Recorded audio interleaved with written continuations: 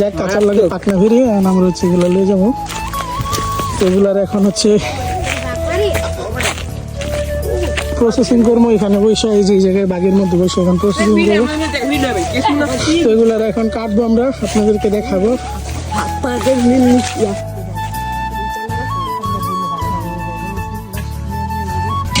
এই বাগের মধ্যে মাথা কাটা গোড়া থাকে, মাথা কাটা গোড়া আগে না রে ভাই, কি অবস্থা।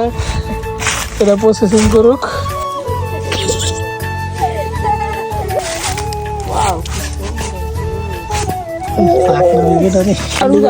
কজন কয়জন?